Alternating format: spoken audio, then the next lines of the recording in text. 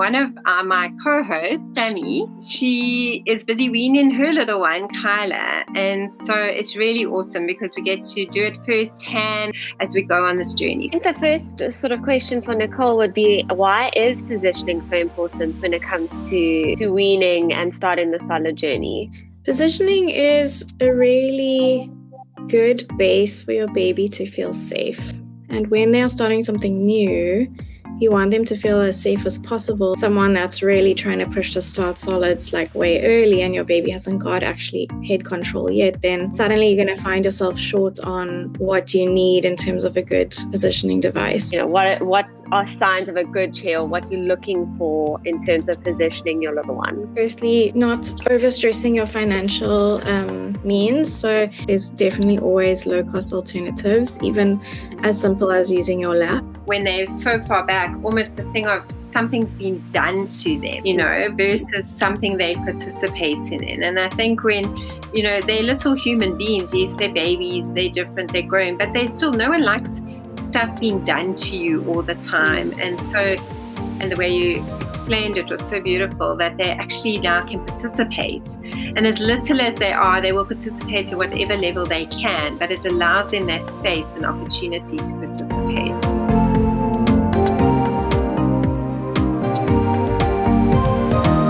Welcome again to Let's Talk Baby. It's so exciting to be back with you, and we're so excited for this series that some of you have realized is the weaning journey. And what better time to do it than when one of my co-hosts, Sammy, hi Sammy.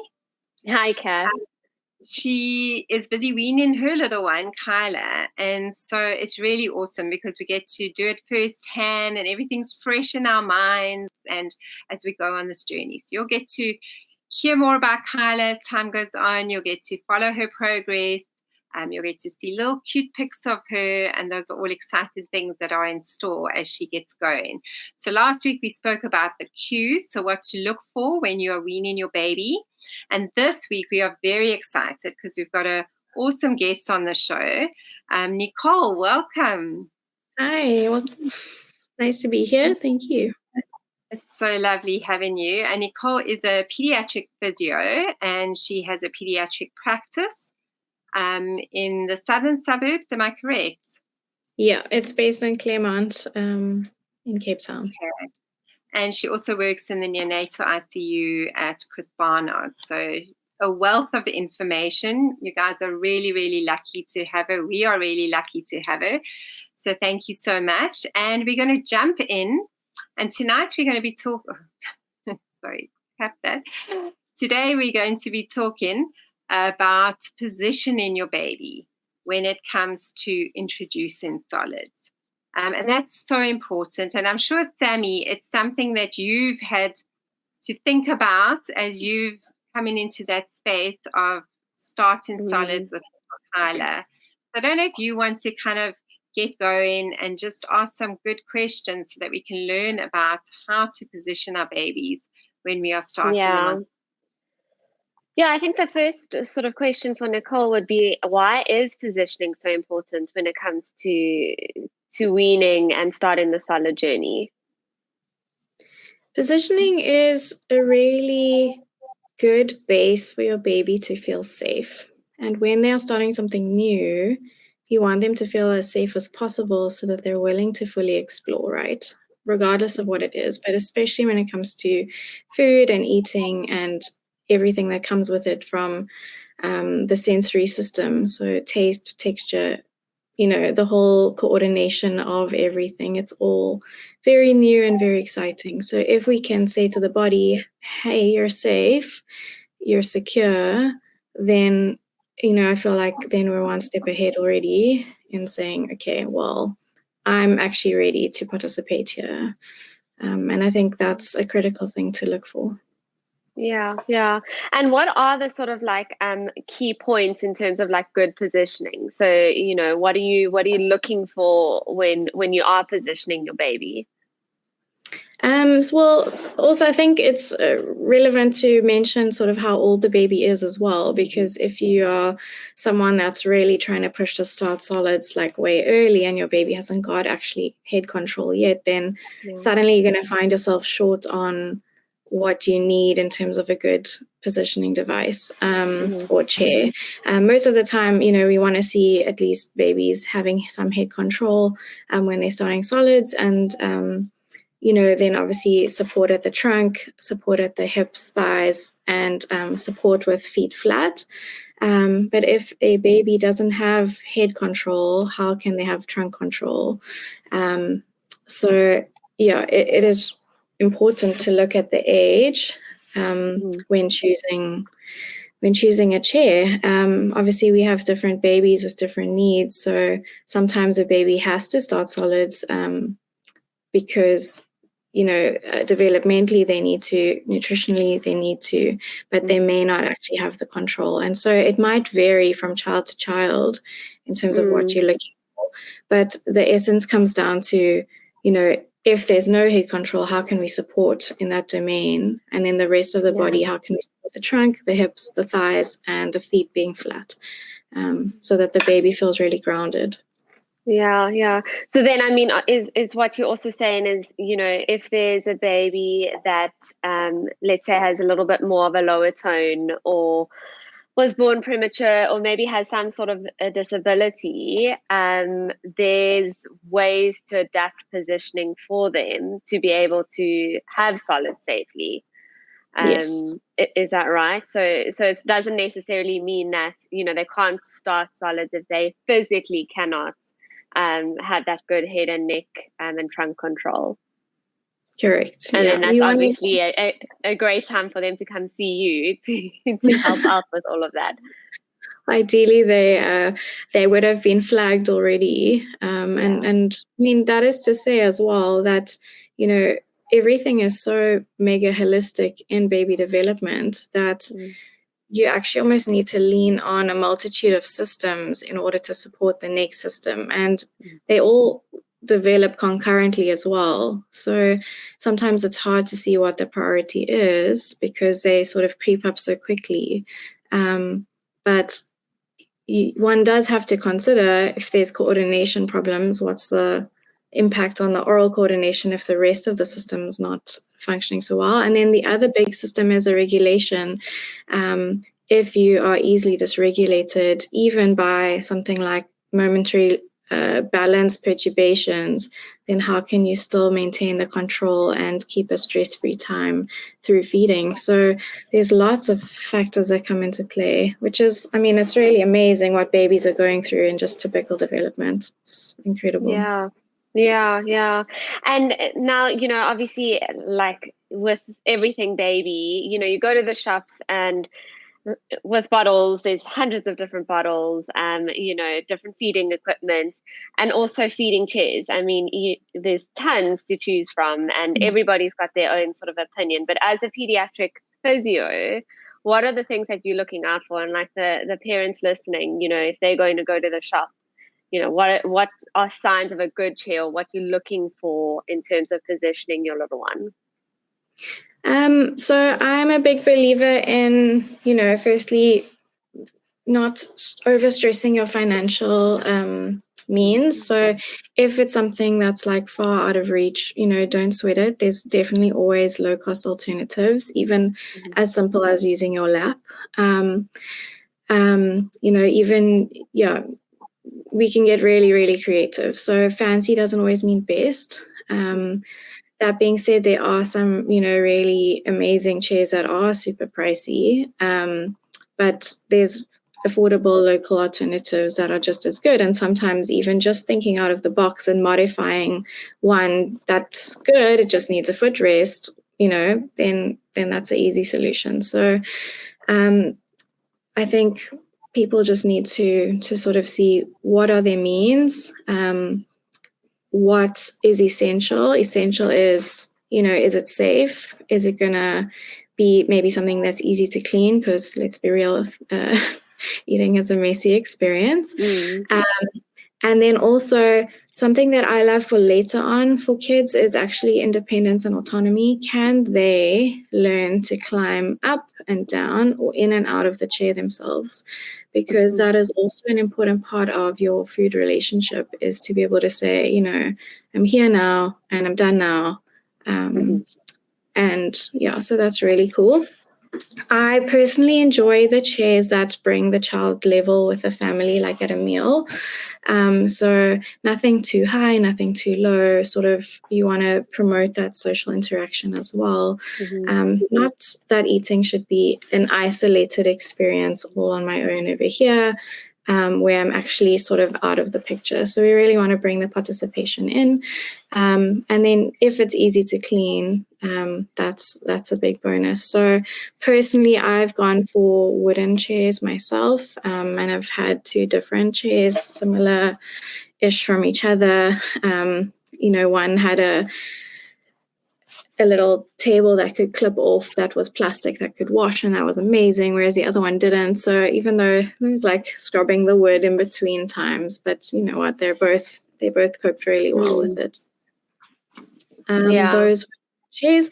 And really, I can't stress the simplicity of just having a good position on a lap. It works so well, especially for those kids that have poor control. Yeah. And I love the way how you touched on little ones having independence and autonomy, and also the social aspect of eating, you know, how positioning can tie into all of that. And it's like how you say, you look at things so holistically. And I think it's so important, because it's something I've never thought of, is can the chair actually be put by our table, and actually, you know, when Kyla's a little bit older, really actually include her in the family meal. And so I think, you know, we haven't decided on a long-term chair for her yet, but it's something that I'm going to now really like look into and be like, okay, can that fit at our table? And so she can be included at meal times and not like be either super low or like above all of us. So I think that's a really important point, and definitely not something that I thought about. Something that I actually have always been a little bit unsure about, and I've heard a few mommies also say to me is, and I don't know if you've heard of this, Nicole and Kath, but is a recommendation that when starting solids is to get a chair that like is slightly reclined, so that the child doesn't have to work so hard on holding their body up, and so they can just focus on eating. So they're like at a little bit of a recline level. Have you heard of that, Nicole? And like, what is your opinion on that? So my opinion is I'm not keen. The reason being is that we need our visual system to be well, you know, in the mix of things. And if you are sort of reclined backwards, now you have to use your lower gaze. That's one thing. So the social aspect of it, but also the hand-eye and, you know, the visual input that's coming in is important to prepare for what might this, you know, be like, what's the texture like. There's a lot of information. The other thing is that if your center of gravity is behind you and now you're having to change your neck alignment, you know, that is a factor.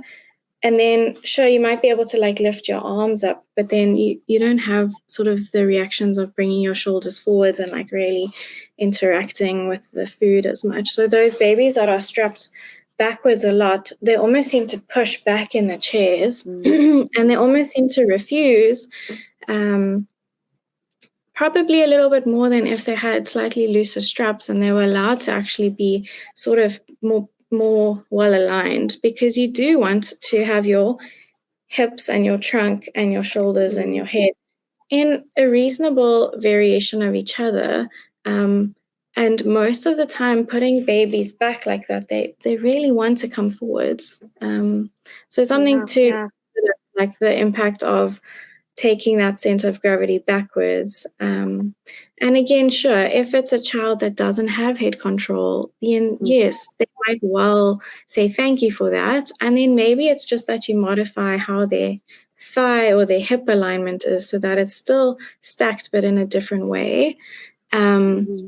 they can still get the input in a good direction without then having to feel like they're working to come forward so much.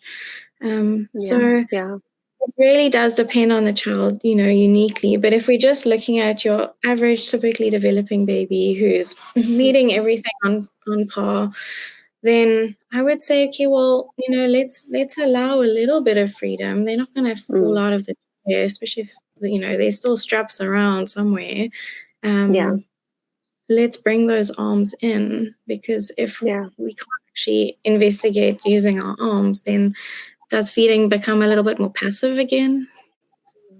And that's so interesting. I'm just thinking, like, Kath, especially with a lot of the sort of picky problem eaters that we see, when Nicole was saying now about, the turning away and that, it could be something as simple as the way that they positioned and not allowing them to come forward. So again, that's something that's really interesting that we can keep an eye on.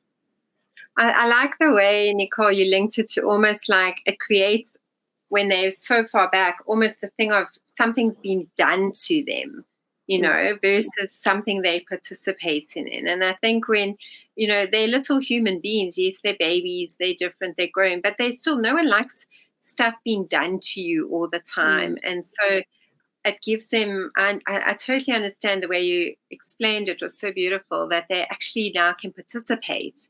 And as little as they are, they will participate at whatever level they can, but it allows them that space and opportunity to participate.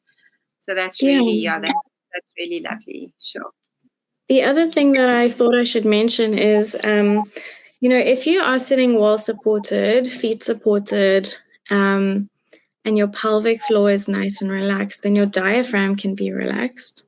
Now, when you come to eating and breath control and that whole experience as well, I feel like there would be a better likelihood of regulation, because if your autonomic system is well regulated, there's no increased abdominal pressure as well, and you're just calm and you can breathe well and you can coordinate your swallowing as a new experience as well, thinking back to the early days of feeding, then the whole overall experience should be a more calm affair, especially if, there's going to be moments where a baby's going, oh, what is this? And, they're sort of trying to regulate themselves through what they're experiencing. So posture can really support higher functions.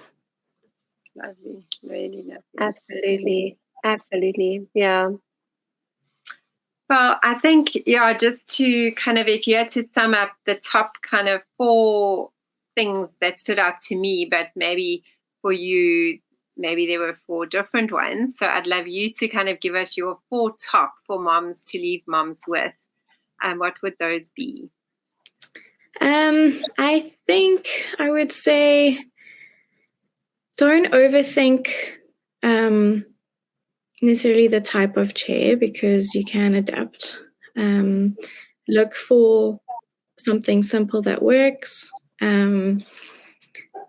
Really look, in essence, for something that has foot support, because usually from there, it's fine. A good rolled towel on the side of the body works wonders as well for those babies that are still a little bit wiggly, or who maybe don't have as good fine motor control yet. Giving some stability there can really help them just free up their arms a little bit more, which again then leans into that autonomy factor.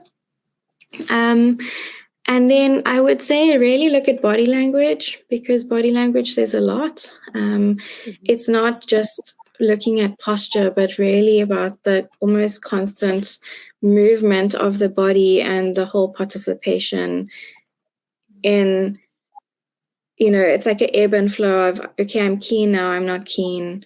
Oh, I'm adjusting because I looked over there and I lost my balance for a moment. This is not the time to offer me that spoon.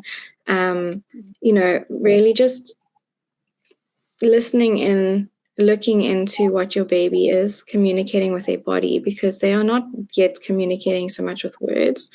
And them saying no isn't necessarily an outright no. It might just be a wait. And sort of just looking a little bit deeper and being patient with them as they learn about themselves as well. Oh, love that. I love that. I think this took a really special turn tonight, other than just like, this is a good high chair for you and it must have this structure and that, you know, that was kind of, my brain was hidden. And I just love the tact where it's gone, of that actually positioning can play such a role in responsive feeding, in just being led by your baby as to where they're at, how they're doing. And I just think if there's any takeaway message for moms, it's that, you know, you really want to use this opportunity to make food and the feeding environment enjoyable. And one of the ways you can do that is by the choice of how you position your baby. And so we've had some amazing, valuable tips from Nicole. And so thank you so much. It will definitely have you back as we progress little Kyla on her journey. And I'm sure moms will look forward to that. So thank you so much. And thanks so much, Sammy. I hope you got some good tips. I did. Thanks, Nicole. Super helpful. And yeah, we look forward, everyone, to the next episode, and we will be seeing where Kyla is and busy starting her solid journey. So thank you, everyone. Bye. Bye.